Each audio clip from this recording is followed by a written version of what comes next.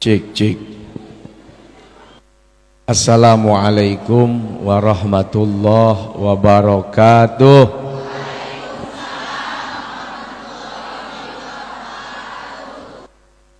Alhamdulillah. Assalatu wassalamu ala Rasulillah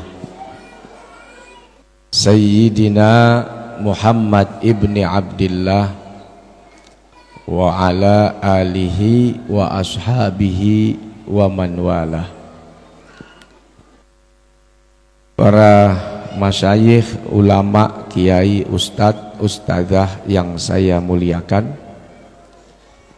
Ustadz Hendra, tim dari teman-teman Yayasan Kolam Peduli Palestina yang sudah memaparkan tentang keistimewaan Masjidil Aqsa,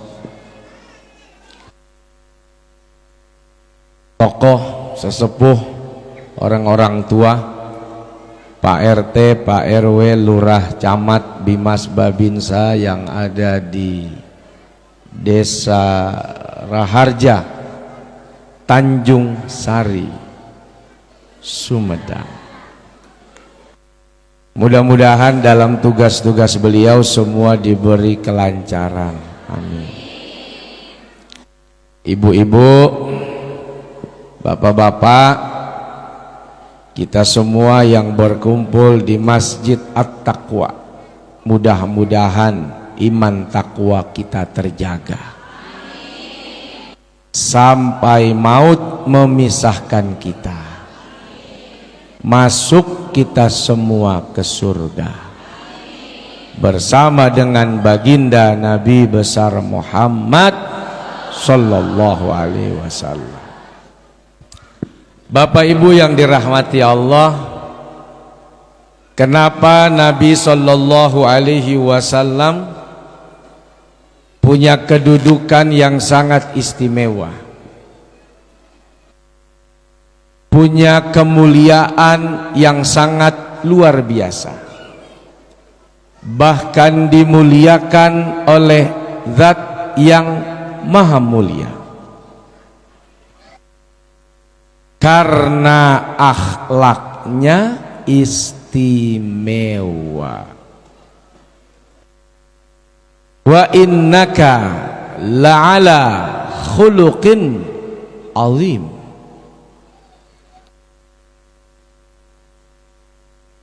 Bagaimana tidak Bapak Ibu,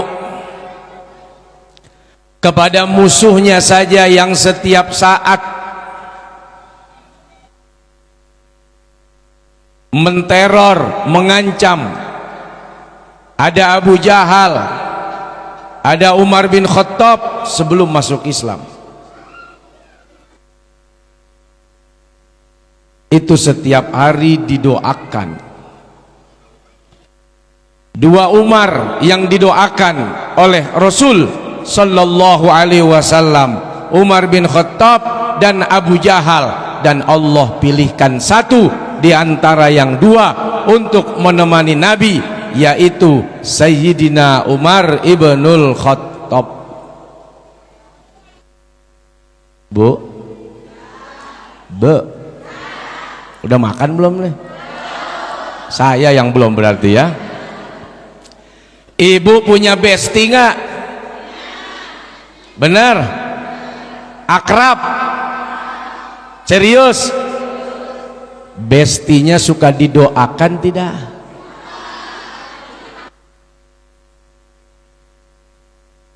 Bagaimana akan punya kedudukan yang tinggi kalau dengan bestinya saja kita tidak pernah mendoakan? Makanya lama-lama besti nanti bisa jadi bestai. Banyak nggak yang kejadian kayak gitu? Mohon maaf ini, kalau udah jadi bestai, keluar semua tuh apa yang ada di dalam ususnya, kotoran-kotoran bestinya dikeluarkan sama dia. Dulu iya, gue baik, tapi sekarang sorry ya. Lu tahu nggak siapa tuh dia? Keluar semua tuh dari mulai cerita A, B, C sampai ke Z, semua aib dan kotoran bestinya dikeluarkan. Dari besti jadi best. Sebab naon? Sebab naon? Sebab banyak di antara kita yang tidak mau mendoakan saudaranya. Makanya biar didoakan, akhirnya banyak yang pinjam dulu 100 supaya silaturahmi tidak terputus. Sebab orang kalau sudah pinjam 100, pasti yang minjemin akan mendoakan, ya Allah, duit saya 100 dipinjam sama dia, mudah-mudahan dia punya uang, didoain. Biar dia bisa bayar utang, didoain lagi. Mudah-mudahan kalau dia punya uang, dia datang ke rumah saya, didoain lagi.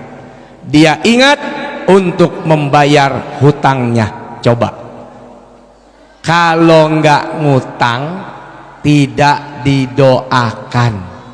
Padahal kita saudara muslim, nggak perlu ngutang, nggak perlu pinjam 100, tapi setiap hari harus ada doa.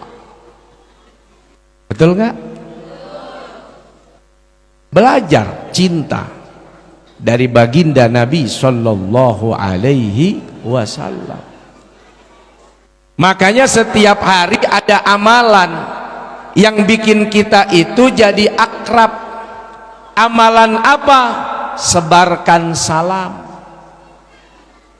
Tiap ketemu teman, tetangga, sahabat, kawan, assalamualaikum minimal. Paling bagus sampai warahmatullahi wabarakatuh. Baru ketemu sudah kasih 3 doa. Semoga keselamatan untukmu, semoga kasih sayang Allah kepadamu, dan semoga berkah hidupmu. Kurang hebat apalagi seorang muslim setiap jumpa mendoakan saudaranya biar selamat, biar dapat rahmat, biar dapat berkah. Alhamdulillah. Tapi kira-kira ibu kalau ketemu temennya begitu nggak? Woi, hari kemana sih?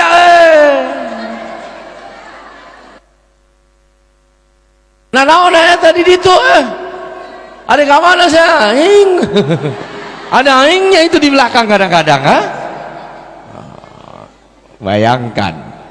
Pantas kalau di antara kita bertetangga tapi tidak seperti tetangga.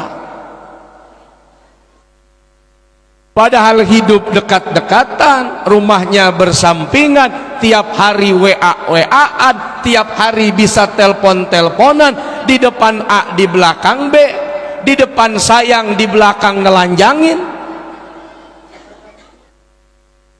Oh, kamu mah bagus, hebat. Begitu ke tempat teman yang lain, itu kan di depan dia saya mau ngomong hebat. Pada sesungguhnya mah jauh beda tuh. Kenapa? Karena hati kita tidak terpaut. Orang kalau hatinya terpaut, paling tidak ada doa. Coba ibu, waktu zaman dimana ibu pernah muda nggak? Ini tua semua ini. Sampai saya nanya zaman pernah muda, zaman waktu romantisnya, masih romantis nggak nih sekarang?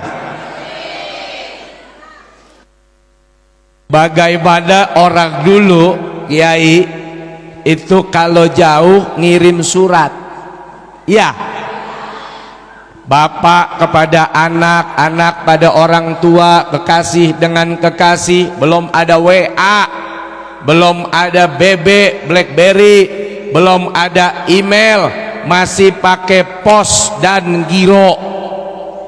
Pergi dulu ke kantor pos, kirim tuh surat, seminggu baru sampai. Karena cinta tuh surat yang udah pergi ke tangan tukang pos masih dicium, seolah-olah itu bau tangan yang nulis padahal udah campur bau tangan yang bawa itu. Seolah-olah wangi tangan si penulis masih tersambung. Suratnya dicium-cium, baru melihat nama pengirimnya saja, ya Allah, kira-kira nulis apa ya? Ya Allah, gitu ya. Belum baca isinya, baru nulis nama si pengirimnya. Kenapa? Jauh dari pandangan, tapi dekat di dalam hati dan perasaan. Begitu dibuka pelan, alon-alon, nggak dirobek, dibukanya pelan. Malah ada yang ngoleksi surat-surat mantan itu. Iya. Zaman dulu masih ada nggak buku apa itu? Iya. Yang masih curhat di diari, sampai diare.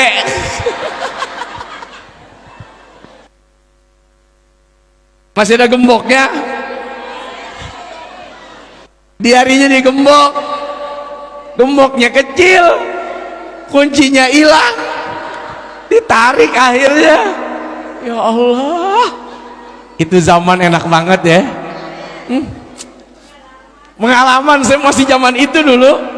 Saya tulis, beli di toko buku tuh, apa yang terjadi hari ini, kira-kira orang yang saya senengin bikin saya jadi apa, bikin hati saya seperti apa, saya tulis. Begitu pas kawin saya bakar tuh di hari. Saya takut. Kok lebih romantis sama yang dulu loh. Begitu dibuka, kalimat yang pertama bukan langsung bertanya kabar dan langsung menyampaikan pesan, tapi kalimat pertama orang yang dicinta adalah, apa kabarmu sayang? Semoga kamu baik-baik saja di malam yang gelap gulita tanpa sinar cahaya. Aku menuliskan surat ini dengan tetesan air mata. Ada.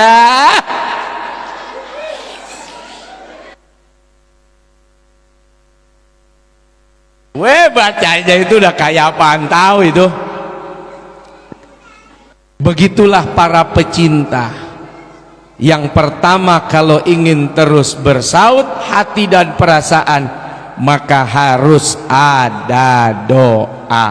Kita orang Islam, kenapa kadang-kadang hati kita rusak, hati kita hancur, hati kita berantakan, sekalipun dengan teman, sekalipun dengan saudara, sekalipun dengan tetangga, karena kita tidak pernah, bahkan jarang mendoakan orang-orang yang kita sayangi. Titik, itu pasti karena kita nggak mau doain. Saya kasih contoh lagi, Bu. Besti ibu baik? Baik. Saya mau tanya nih, di sini yang mana yang punya besti nih? Mana? Kamu punya besti? Mana bestimu? Banyak. Mana, tunjuk. Oh, besti mah suami, bukan teman-teman. Oh, kalau suami mah kebangetan, kagak didoain. Teman teteh mana? Besti teteh mana? CS. Besti itu CS. Banyak. Oke. Oh, banyak, agak bingung ya. Oh, ini ada yang sudah agak sedikit sepuh ya. Ibu Bestian, Ibu Duyun, Yuyun, sampai monyong saya, maaf. Yuyun, Ibu Yuyun dan Imas. Oke. Wiwin. Oke. Bestin ya. Bu Yuyun, Bu Imas. Bu Yuyun pernah nggak setiap hari doain, ya Allah mudah-mudahan Bu Imas duitnya banyak, mudah-mudahan Bu Imas kalau punya utang, utangnya lunas, semoga itu besti saya ya Allah, si Yuyun biar suaminya duitnya berlimpah, dia bisa ke Mekah, dia bisa ibadah, dia jalan-jalan ke luar negeri, mau ke Singapura, ke Malaysia, ke Amerika, ame Susan, ame Santi, ame siapa kayak dia pergi terserah, biar dia bisa healing sampai hilang nggak apa-apa.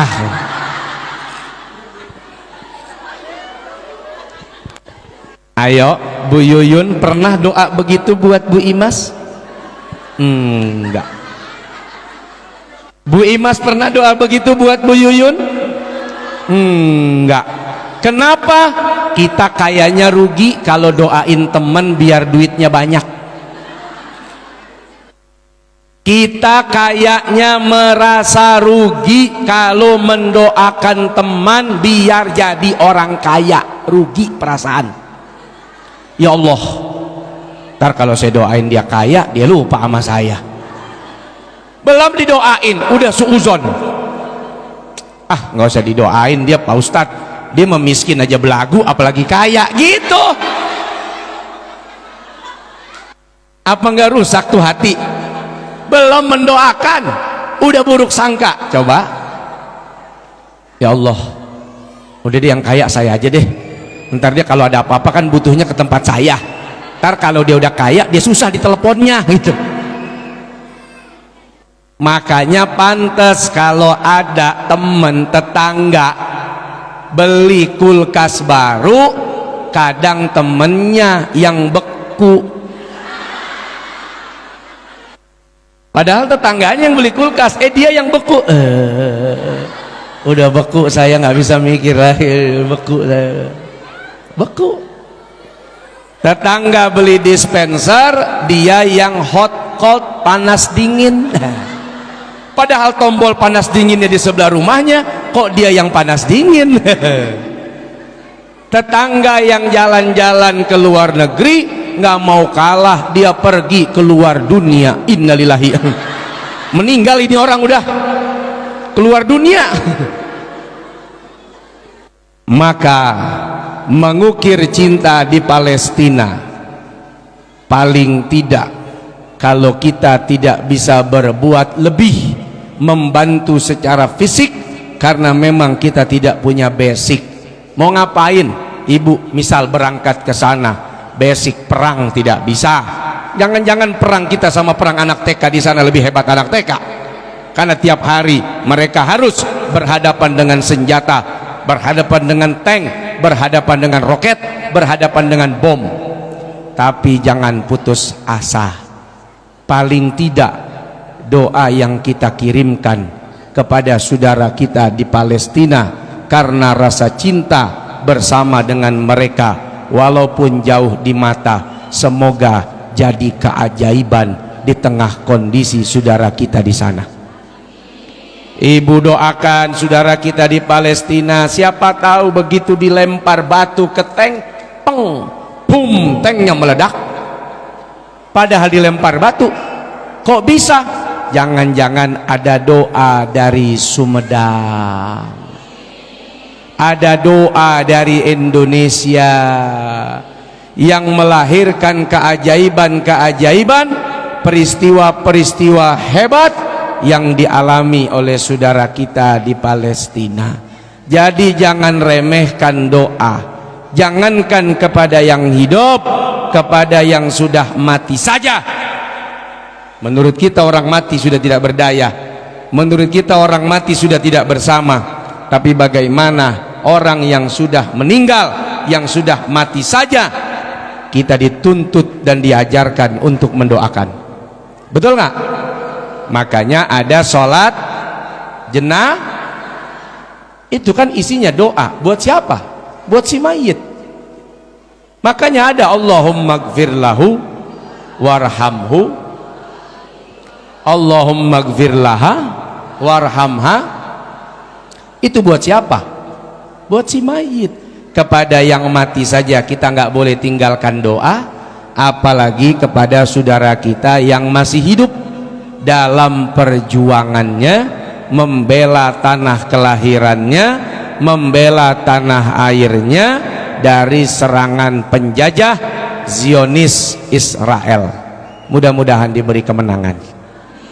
Kalau kita mampu lebih dari sekedar doa, mereka perlu makan, mereka butuh pasokan obat-obatan, mereka butuh pakaian.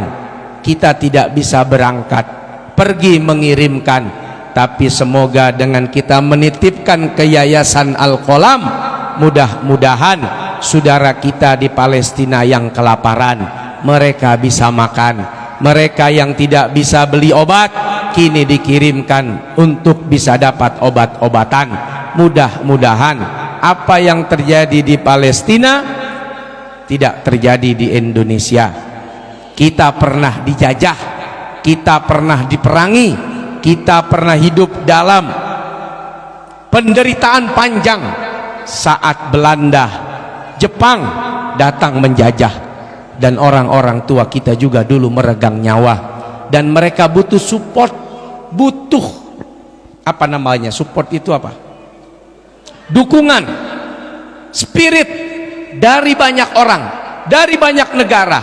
Itulah yang dirasakan oleh saudara kita di Palestina hari ini. Mereka butuh support, walaupun kita hanya mengangkat bendera kami bersamamu, bikin status apa itu, stand with you atau semangka, semangat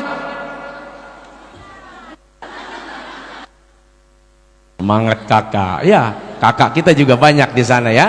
Nah, karena ya maklumlah medsos banyak punya mereka kan, itu kan, makanya dipasang foto semangka. Karena kalau pasang foto bendera-bendera takut dia apa, band namanya, dia apa namanya itu, di band ya. Nah, diturunkan. Nah, enggak apa-apa, simbolis ya, pakai semangka hari ini banyak segala macam, tapi semangatnya kan untuk Palestina. Walaupun hanya bikin status, kami bersamamu wahai saudaraku, selalu ada dalam doa kami, perjuanganmu di hati dan di dada kami. Allah, itu bikin naik, itu energinya bisa 1000% itu. Coba ibu punya utang, ibu punya utang nih, contoh ya, ibu datang ke tempat temen, ibu kepengen biar teman ibu bayarin utang kan, tapi karena ibu salah datangnya ke teman yang utangnya lebih banyak. Ini ilustrasi nih, temen cuman bilang gini, sabar ya bu, saya doain mudah-mudahan utang ibu lunas, suami ibu duitnya biar banyak, biar ibu bisa beli apa yang ibu mau. Ibu datang nggak dapat bantuan uang, cuman dapat bantuan kalimat. Kira-kira semangat nggak? Semangat apa? Ngutang lagi. Semangat yang tadinya lemah naik tuh semangatnya, walaupun cuman kalimat, sabar ya, saya doain mudah-mudahan urusan ibu semuanya lancar. Naik itu darah kita tuh kayak gua dapat asupan semangat yang baru. Sama seperti hari ini saudara kita menjerit di Palestina, menangis, meregang nyawa, bertaruh antara hidup dan mati, lalu status kita, doa kita, bendera kita, kumpulnya manusia yang menyerukan Free Palestine, bebaskan Palestina, merdekakan Palestina, hentikan serangan Israel kepada Palestina. Bahkan seluruh dunia menyerukan ini semua. Bukan tidak ada apa-apanya, itu semangatnya tumbuh ribuan persen untuk mereka yang sedang berjuang menghadapi serangan teroris Zionis Israel. Jadi jangan kecilkan walaupun hanya tulisan, jangan kecilkan walaupun hanya suara, jangan kecilkan walaupun hanya status. Banyak orang yang gara-gara status jadi baper, padahal bukan buat dia statusnya, tapi begitu dia baca, Allah, ini pasti gue nih, siapa lagi yang dimaksud dia, pasti gue. Padahal dia nulis buat siapa gak tahu. tapi lu yang jadi baper. Maka jangan kecilkan status. Bisa jadi status kita bikin baper Israel. Status orang yang berteriak di seluruh dunia akhirnya bikin Israel jadi merasa dikucilkan, dan semoga dihentikan itu serangan demi serangan. Amin ya rabbal. Oke, kita berjuang bareng-bareng. Ada doa, ada support tenaga, ada aksi kemarin di Monas ya. Walaupun hanya turun begitu, dunia menyorot ya, menginformasikan, itu jadi semangat itu yang sedang berjuang. Walaupun kemudian hanya ₹1, ₹2, berapa yang ibu suka untuk dititipkan ke teman-teman Yayasan Al-Qalam, jadi obat di sana, jadi makanan di sana, jadi selimut di sana, jadi pakaian di sana, jauh lebih berguna. Yang mungkin uang sekian tidak ada manfaatnya bersama dengan kita. Biasa kita naruh receh, naruh duit sembarangan, tapi kalau itu jadi obat, betapa bergunanya itu obat buat saudara kita di sana.